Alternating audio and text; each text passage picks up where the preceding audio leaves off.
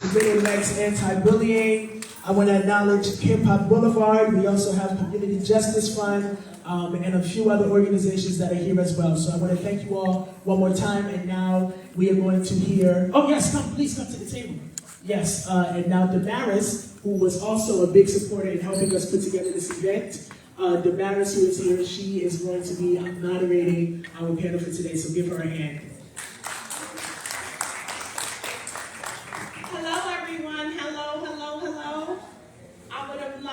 A lot more people show up, but I'm thankful for everyone who is here today. It is very important. Gun violence is something that is affecting our youth at an alarming rate. I am currently an employee here at Lincoln Hospital. I have worked here for 10 years. I can't tell you how many families that I have spoken to that has had to make the hard decisions when their family members come in from gun violence. This is hurtful to me.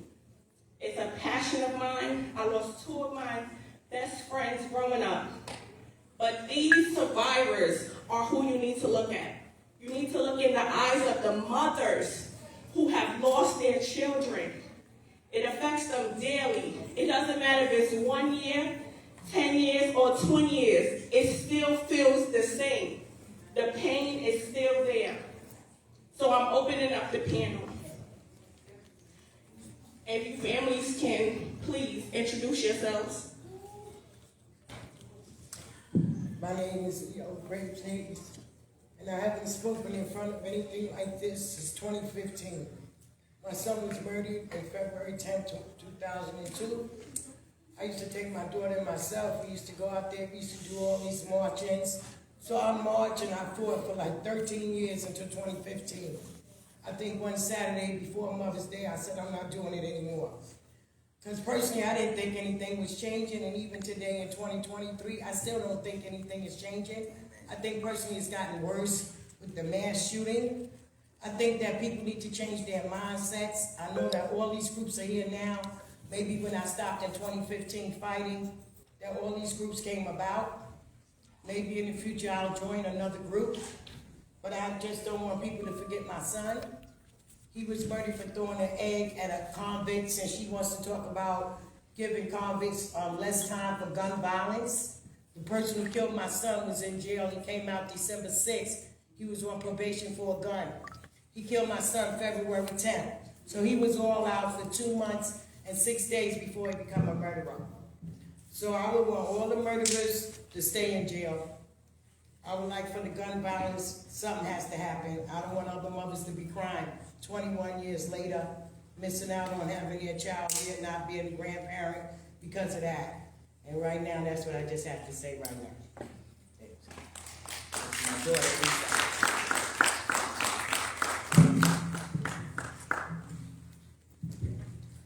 Good afternoon, everybody.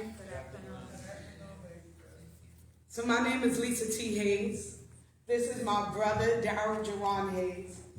As my mother said, unfortunately, he was murdered on February 10th of 2002. At that time, I was 9 years old and he was 16. I'm so thankful to Damaris for allowing us, as people like to say, to have this conversation. But I want to say to you all, thank you for being here. It's much more than a conversation.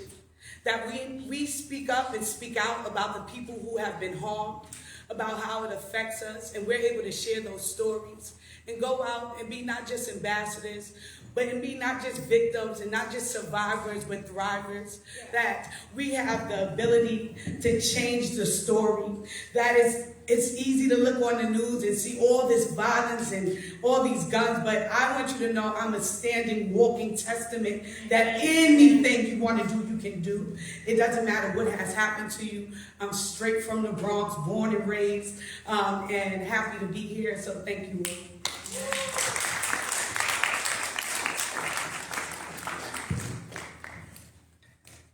Good afternoon, everyone. My name is Pamela Hyde. I have many hats. I'm also a mom. I'm a mother that lost 2 sons 2 different bodies. The hats that I wear now is making me go further. I'm with Moms Demand Action. I'm with the 67 Clergy Council in Brooklyn. I also God Squad. I am also Mothers for Safe City. I'm also in a support group of 100 mothers and fathers. We have we talk to mothers, fathers on their Memorial Day, their Resurrection Day. We call them and check on them. We grieve differently, very much differently. At this point in time, I'm gonna let you know, my youngest son, Yaquin English, was gunned down in Brooklyn, and Graves in Coney Island. 10 times. I can count the bullets. I can count the shells. I ran over the cameramen, the people, the detectives. I wasn't even thinking. I wanted to see my son. I couldn't even get to see my son. My son, when I finally got into the hallway and saw my son lying there, I could remember everything that he wears. I could see the blood coming out. I could see my son that he fought. They shot my son. It was so many shells on the floor that I can count. The number signs was the yellow signs with the black lettering. I can count that too. The thing about it is that right now they didn't have the resources that they have now. And all these young men out here that have these basketball tournaments. My son was a basketball player, football player. My son danced. My son did everything. We out here walking this walk. We tell our stories every day, every time we get a chance. Just to let y'all know, y'all have these services out here right now. Take advantage of it. Because my sons didn't have that. My oldest son was 32 years old, left me 3 grandchildren, upstate New York, going to the casino in Troy, New York. My son got stabbed in the abdomen 10 times. He bled to death internally. I didn't get to see my son because he was upstate. I didn't get no help, nothing whatsoever, for both my sons. At this time and place, you have mothers and fathers that's standing by your side. If you cannot talk to them, talk to someone else. Let them know what you're going through. Don't be afraid. Because that one friend can help you. Right now, all of us is in here now. We do the marches. We do the storytelling. But at that same point, that next friend of yours might be the one that killed you. Because this young man came into my house. He was in my house. He cooked in my house. He wanted to be with my niece. Since he could not be with my niece, he did Facebook and threatened my family. When I say that he shot my dog, Eve, also as well, outside. My dog was, you know how your dog take offense when you train them well. He tried to go after the person that killed my son. But at that same time, you have this person that's been in your house, went through your house, been with your niece, wanted to kill my niece. But instead, my son said, "You're not killing nobody." He said, "Family first." So my son is the one that was taken from me. My birthday is November 11th. My son's birthday, November 14th. I said, that boy ain't having my birthday. We're going to have to exchange that. So I kept him inside my stomach until it was time while I was working. I birthed my sons. Now y'all my sons. And y'all my daughters. And I'm going to stand by every last one of y'all in here. And I'm going to talk to all the mothers and fathers in here. Guess what? Stand by your son. You only have one mom. You only have one dad. I have no 2 sons. So y'all my sons. And I look at all y'all four right here because y'all right dead up in front of me. Keep continuing to do what you need to do for yourself because it's out here for you. You might not see it, but ask somebody. Because I bet you might be a lawyer. You might be the damn president. You understand what I'm saying? Y'all got lives. Please live it.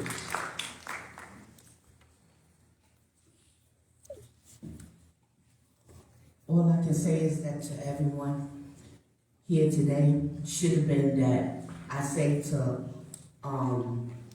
Life Up, all of us need to come together. It's not about just one organization. It's about unity in your community. Because if we don't unite together, we are nowhere near these mass shootings. We're nowhere together. That separation, that we need to come together. Doesn't matter if you're in the Bronx.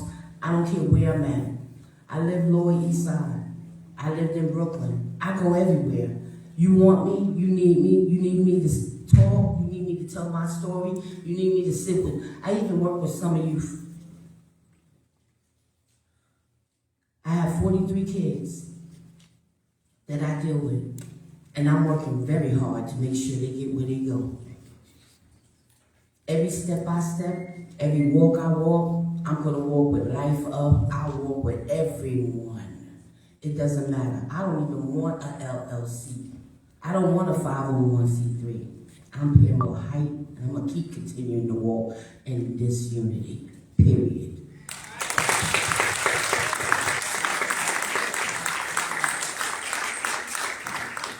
I just want to say thank you to everyone for being here today. Moms, demand action. We in the house. We all over. Every state. Doesn't matter where we at, we there. Mothers for Safe Cities, we coming. We coming for everyone. We gonna be in all your community. We gonna make sure that y'all come out and stop looking out the windows and step that walk. So keep continuing.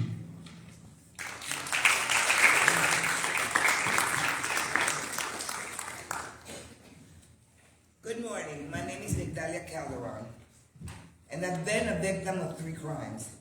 The first one, my husband. The second one, my son. The third, my grandfather's father. And she's right. One organization alone cannot do this. And the only organization that I see that is active, and it's everywhere you go, they're there. It's this organization, hands up, hands down. The only one that I see that move around. When my son was murdered, my son was shot 11 times, defending a woman he didn't even know. Okay, in the street? Where was Sharpton? Where was Johnny Cochran? Where was everybody else? This organization had not formed yet. But I'm sure I would have been there if they hadn't been formed already. These kids go all over. So make their point. But you know what I blame? Us, the victims. The men that murdered my son, and the DA knows about him, about that guy. Sex, murder, blood, sex, and murder. Sex, money, murder. Those are the ones that murdered my son. Okay? They're the ones. My daughters and myself, catching them. We look for them. Everybody's so afraid. What are you afraid of? There's no greater pain than losing your loved one. There's no greater pain than losing your loved one. And my daughters and I went and got them. We turned them in. That's the son right there. My son is still screwed up in the head. My grandson couldn't come and speak. He's only 14 because he's broken. And I blame us. What are we afraid of? Retaliation? When that happened to my son, I started a group here at Lincoln. Thank you to Mr. Sanchez. And Carlos, he was the preacher here. They gave us a room. We did it for a couple of weeks, but nobody wanted to take part. Everybody, I'm afraid. They might retaliate. They might come after me. Let them come after me. Yes. There's no greater loss than lose your child. There's no greater loss than that. I'd rather be dead than to have my son. So these kids, this organization, hands down, this is the organization that's gonna bring us through. But we have to ourselves, the victim, come forward and say he did it. And another thing that we have to give up to is we don't put a black man in jail. That's bullshit. Because if a black man kills my son, a black man should do time. I'm sorry, that's the way it goes. If my grandson do bad things, my grandson should go to jail. And that's the way it goes. We got to get over this thing about our people have suffered enough. And we continue to suffer. For as long as we keep defending what we do, we'll continue to suffer. We got to get over that shit, okay? We got to get over that. And Black Lives Matters, please show up when we kill each other. Not just when cops are here. Not just when cops kill us. Come around. We kill each other every day. Where are you? Now, a cop gets shot. They shoot a cop. Right away, they're there with his money. Sharpton, where is he? Where is he? Okay, great. Because I would like to ask him. Where was he when I called his office? My son got murdered. Where was he? They didn't even call me. Because there was no money involved. Like I said, I might have stepped on a few feet in here, but I speak the truth. Sorry, but it's the truth. These kids, I don't want to go for us. These kids. We got to do the other half. Thank you so much. Thank you all. So I have a token of thank you everyone for speaking. I have a slight token for each of you. Say it again. Did you have a question? You want to? I have a question. Okay. So I had a few questions. I can open up to everyone, especially the families. I had a few questions for you. So how was your support system during the time of the incident? Do you feel like you had a support system? Do you think people could have been there for you more? Let me have your thoughts. Yes, I know. Well, I think like 2 days after my son was murdered, I got a call from Safer Rising.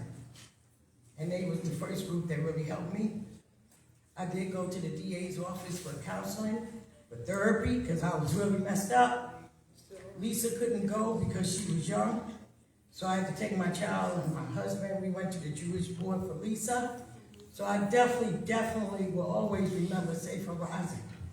They took us on a lot of different things that got Lisa into camp. And they really was my backbone in my family. So I'm going to give it to Safer Rising. I'm going to give it to Chris McCullen from the DA's office. And my neighborhood was there to support me too. That's it. Okay. I didn't get the help at that time that my first son was killed. And I didn't get the help the second time my son got help. What it was is that I wound up with meeting not another child. At the beginning, and then I went to Love Fellowship Church. And then Safer Rising came into my life. Afterwards, I met Kimmy, and she's been a wonderful person because the way my anger was at that time from losing my first son that was acting like my dad, and then my other son acted like my granddad. So I had that push, and then I met the mother support group. And my mother support group that I'm in is Mothers for Safe Cities. So we're, like I said, we're mothers of 100 now, and fathers. And we call each other. And I go to court with them now, if they need me. I stand by their side. I go everywhere they go. I'm their support system now. So my support, it brought me to the point that now I'm able to go out with them and help them because I didn't get the help. So I'm walking by their sides now.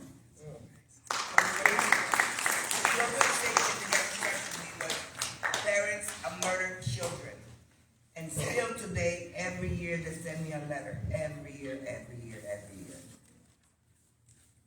Thank you.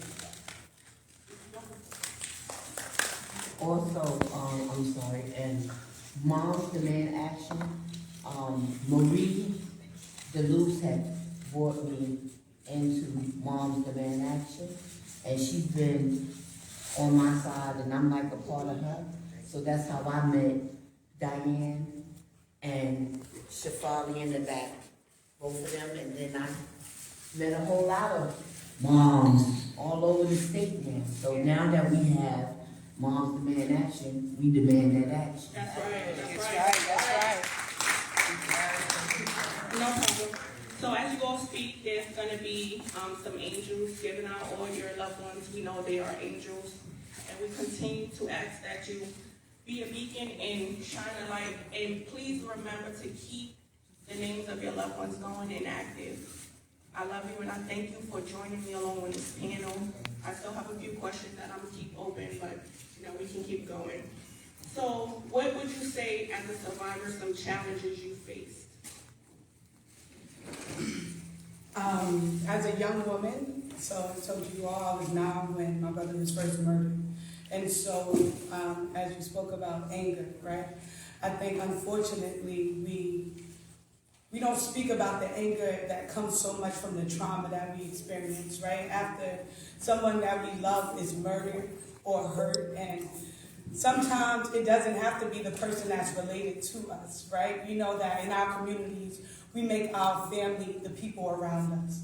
And the hardest part for me was learning how to manage that anger.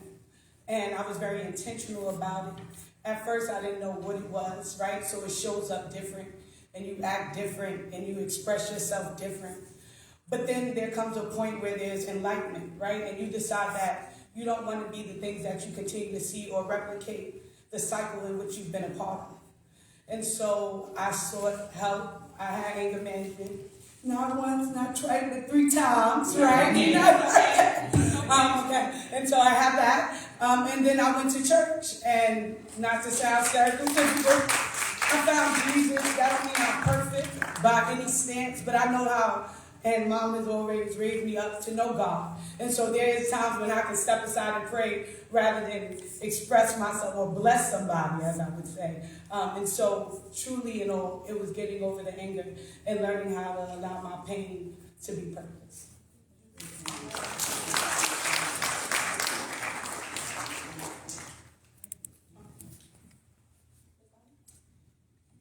Okay. The hardest was is coming, grandchildren coming and asking, how was their dad? Tell me about my dad. That's the hardest. When they have to go to school, and they don't have their dad to take them on trips, and everybody has their dad to take them on trips. That's the hardest. You have to become a man overnight when the son is gone. I had to do that. So I'm going to make a tie. I had to show my grandson how to do that. All of us out here now are using our pain for purpose. Yes. The purpose is that we're here today.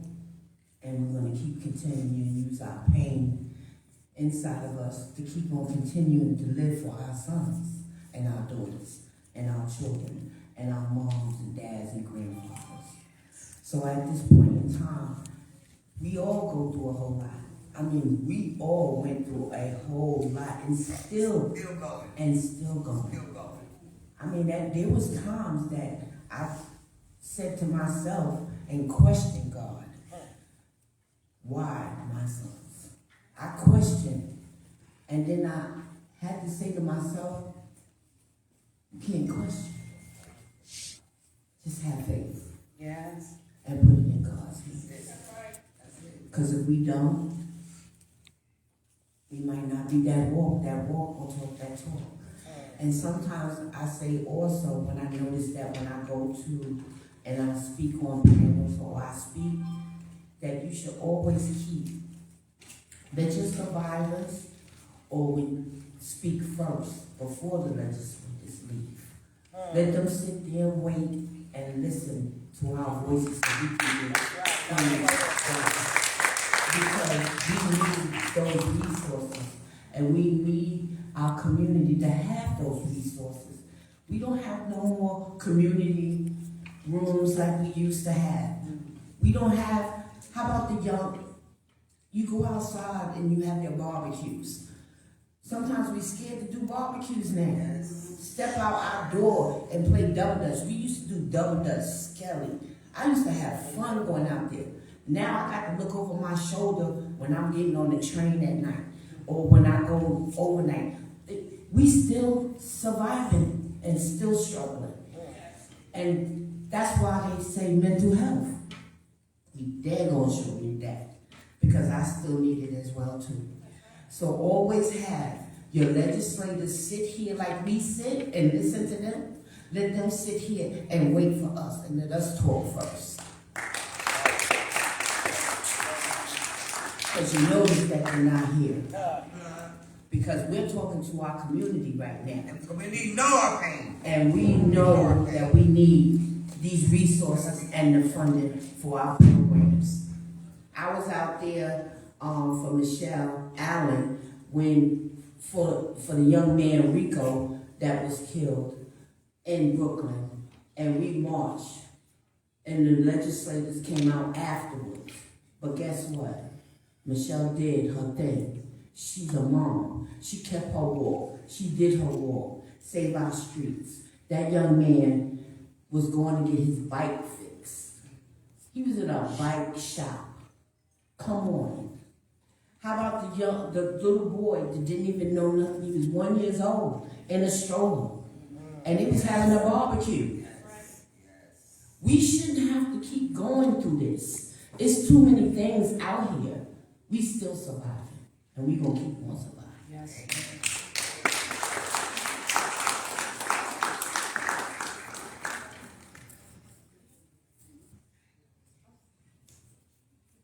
Okay, so another question that I had was, do you feel your family got the justice they deserve?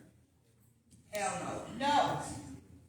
It's okay. That's Okay. like It's an open forum for It's an everyone to open hear. forum. It's an open forum for everyone to hear. I didn't mean to speak out. It's No, okay. no, no. That's a no. I know. Well, I don't know personally if we got, well, I mean, I guess we got justice because we know who killed him. He has 25 to life for my son.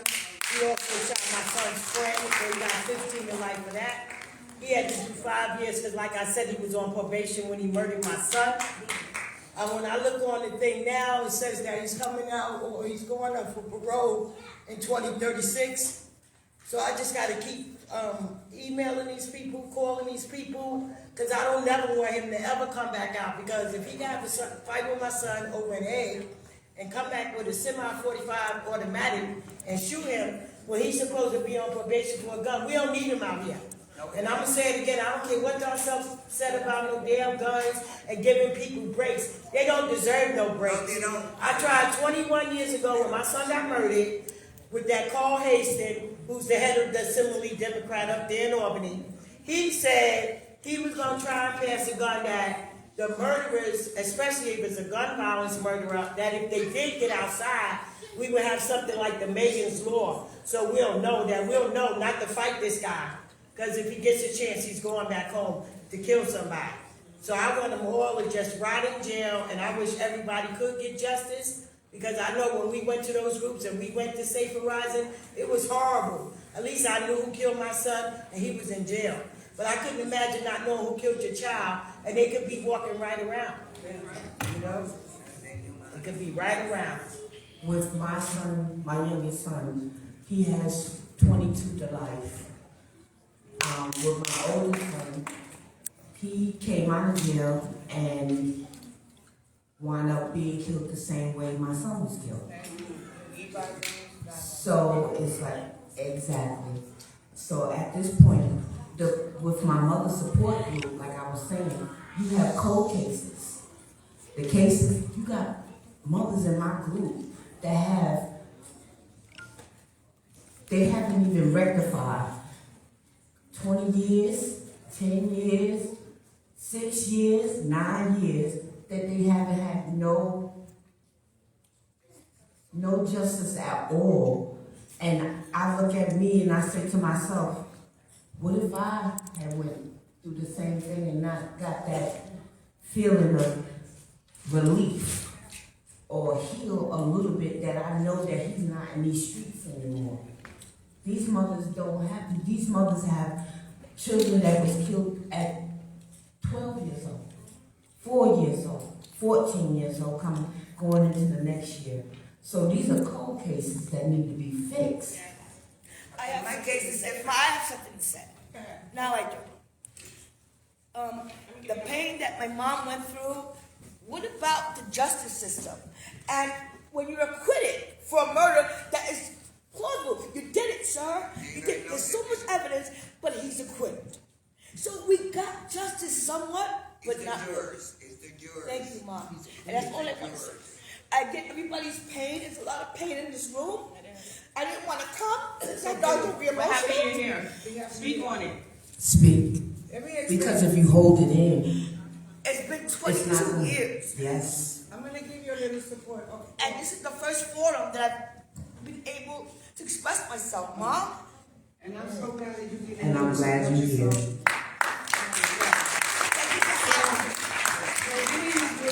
I'm a hospital responder in SOS. See, at least you guys, my son was murdered as well. It wasn't by a man, it was by a woman. She's still walking the streets. I don't have justice. So the hardest part for me, and the reason why I wanted to share this was because I still do that job. I still see when they come in this hospital, the same way my son came in this hospital, with the chest open, with trying to revive him. So I'm doing this job. It's not easy, but I felt that maybe I can give back to the mothers like you guys. I'm here, I'll give you my number. I'm here for you guys because I know your pain. I don't have justice. There was 40 people outside when my son got shot. Nobody saw nothing. All right, everybody came to me. Oh, you know what? How is that? So nobody spoke. But it's okay because there's a Lord up there that take care of it. I will give you, like I said, it's hard for me when I see, like I just witnessed, a 31-year-old that got shot on 161st Street. I am dealing with that mother, and sometimes I do break down, but I don't break down in front of them. But I have to break down because I saw my son died in this same hospital. He made 7 years on the 20th. He died 3 days after his son made 1 year old. Okay? So this is why I just wanted to share that. Like again, my name is Mildred Mason. I'm here. I work with Guns Down Life. Any support you need, I am here with you guys. I know the team with you everyone good, okay? One thing I need to ask to everyone, when they say we have something for you, as in there's a responder, there's someone safe to talk to. I didn't know at that time that I needed that help. If you got that help, please take it before you leave. Because they're here. And take everything, let them know, let it out. Because if you hold it in anymore, you don't know where your mind will be set. And your mind can be set when you release. It's called release. You heal, breathe. That's what these responders are here for. You got responders from Save Life Up. You got responders from Save Our Streets. You got responders, period. I didn't know that was moving this. You don't know that now? You know it now. I know it now. You know it now because they're here. You have all the support that you can have. You have it now. We have Moms Demand Action. We have Life Up. We have SOS in the back. We have them all. You have your safety is right here, and you can respond to everything. If you feel that you need to talk, talk. It's always good to have someone to talk to on the outside than the inside, because everybody is not going to know what you feel. If they haven't walked in our shoes, they know how it feel. You see? So you got it? Go to her right afterwards, because I'm gonna take you both straight to it. Yes. There it is. See? There it is. That's what we need, is the hugs. I definitely want to open up the floor. I want to ask the audience to participate. If anyone would like to tell their story, if anyone has a loss they would like to share, or a question.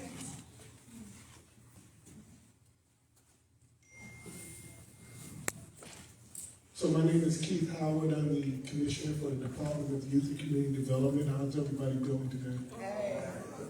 So I'm here representing the mayor, and I guess I'm going to be part of the panel conversation as well.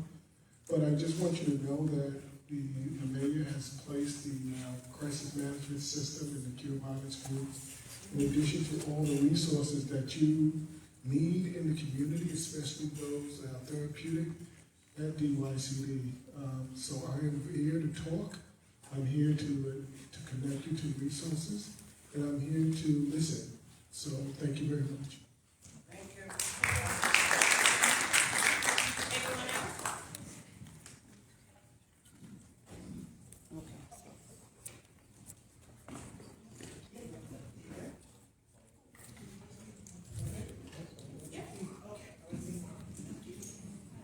Thank you guys so much for being a part of this panel. I thank you for sharing your story, and we can definitely feel your pain. I thank you all so much. Can we give them one more big round of applause? So now, before our next panel, we have 2 more panels, and then I know that a lot of you came for our performers that we have later, a few in like another hour or 2. But now we are going to hear from our Bronx Borough President, who has been amazing in fighting against gun violence and has been a big advocate for gun violence prevention. So without further ado, we would like to acknowledge and welcome the Bronx Borough President of the Bronx, Vanessa Gibson.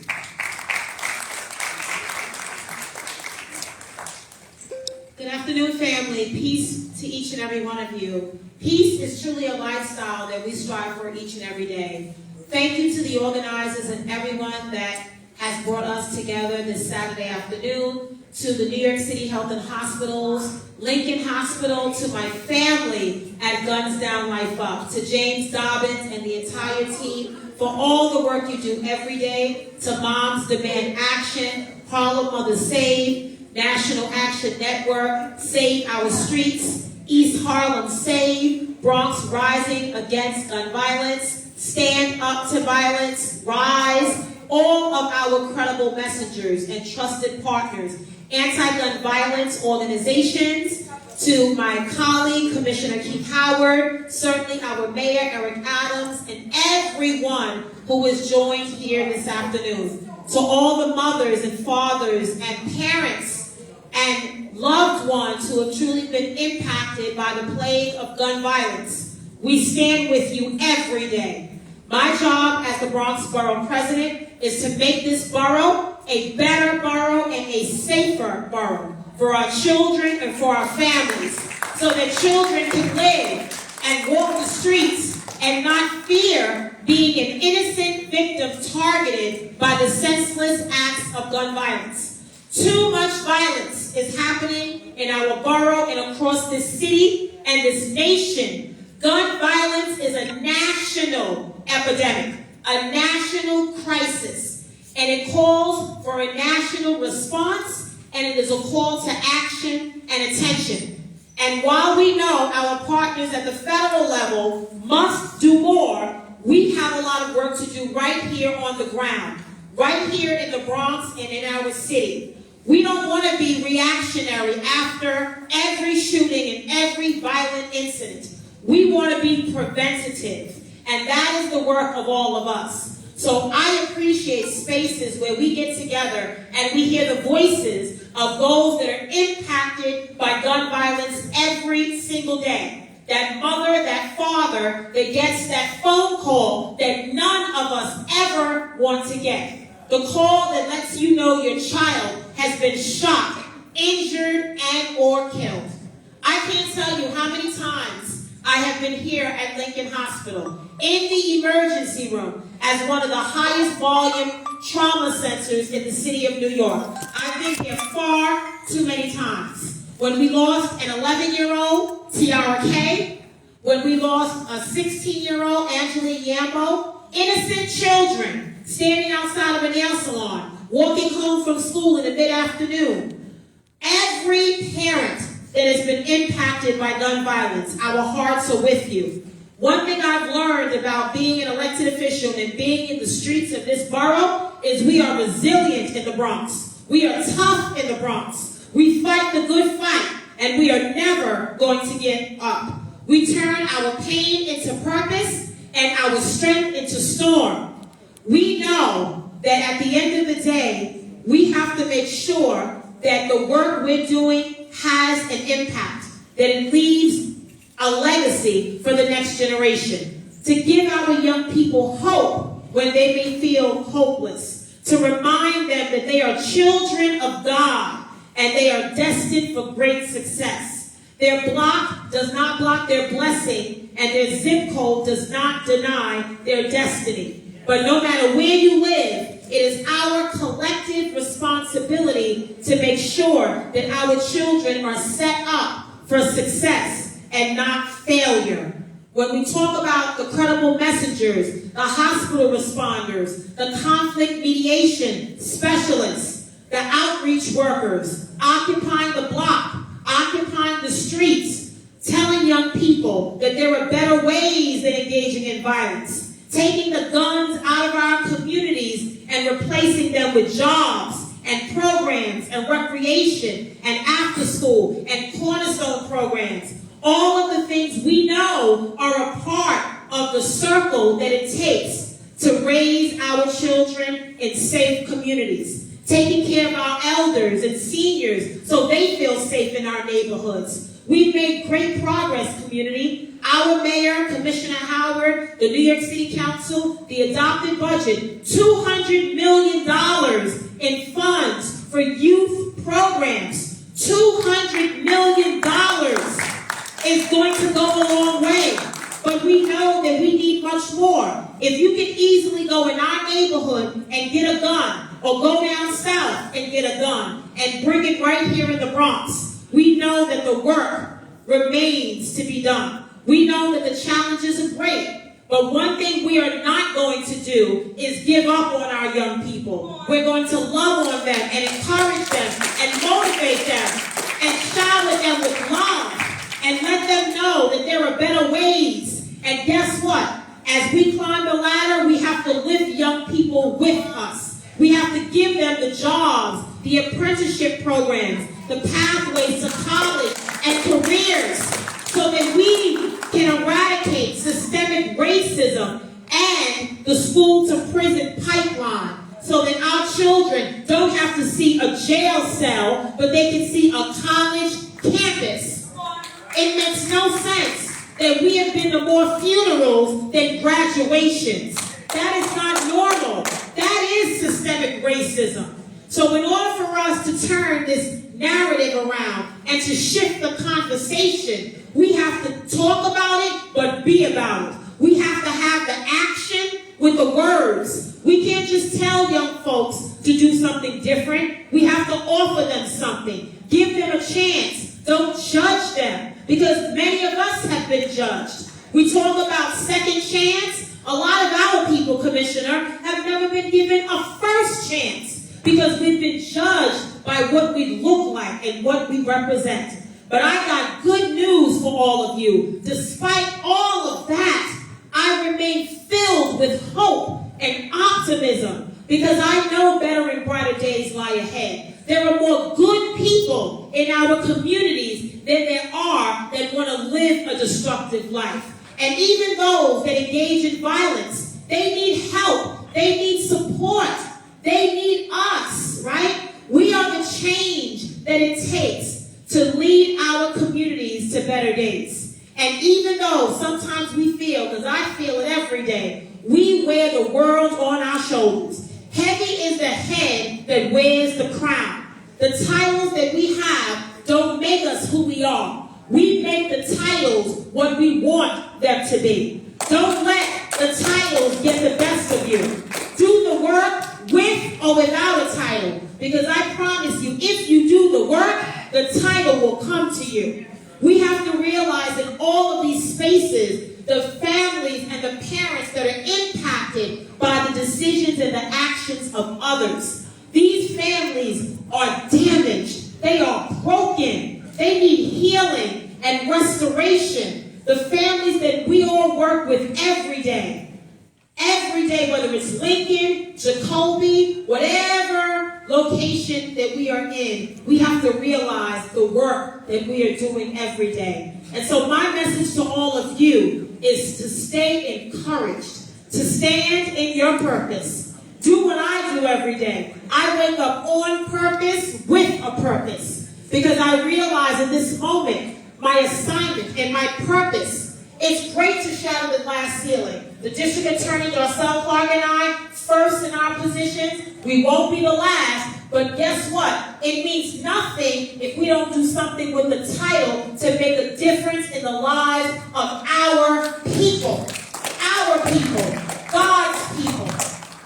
So as we continue this work, as we have panel discussions and summits and roundtables, and we strategize and we organize and we fellowship and we come together, the good and the bad times, be reminded that your work has made a difference. It has made an impact. Do not lose sight of what is important. Stay focused. Stay on course. Because there are folks that don't know the work we're doing. When you hear the stories of these mothers that have yet to engage with us in terms of the services that we are offering. And so it means that we have to continue to do outreach and get out in the community and talk to people. Remind them of what we do every day, right? Not just the shooting responses, but the engagement on the ground.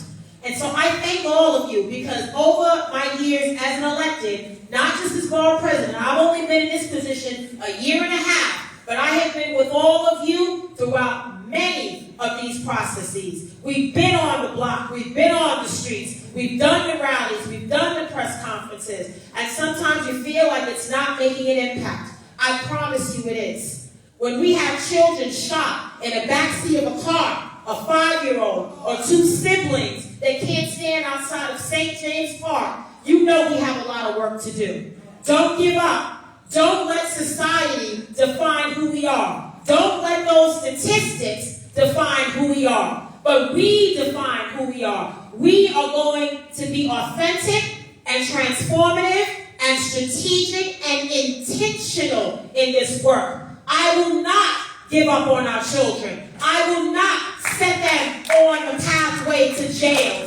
But yet, we will stand here, united in solidarity, walking on the same path, that same path that we know we deserve, a peaceful lifestyle, a life of peace, a community free of violence, all forms of violence, not just gun violence. We've lost so many of our people to traffic violence, domestic violence, all forms of violence, and we stand up. Keep standing up, community. Don't stand on the sidelines as a bystander, but stand up as an upstander. Be the agent of change that we need in our communities. And I promise you, the very best is yet to come. We are deeply committed to this work, from our governor to the mayor to all of our commissioners. They care, because when times are tough, the people that care will always show up. And I thank all of you for showing up for this borough, because it's not easy to do this work. But I know that I don't walk as your borough president alone. We are the village that it takes. We are the change that is necessary. Stay focused. Stay on course. Don't give up. And remember, the work that we're doing every day will impact someone. If we can save one life, then that is one life that we have saved. And we will continue. We won't give up. Thank you, Guns Down, Life Up. Thank you to everyone for all of your collective work. And may God bless us and carry us in this work to achieve safe streets and to save our sons and our daughters. God bless you, family.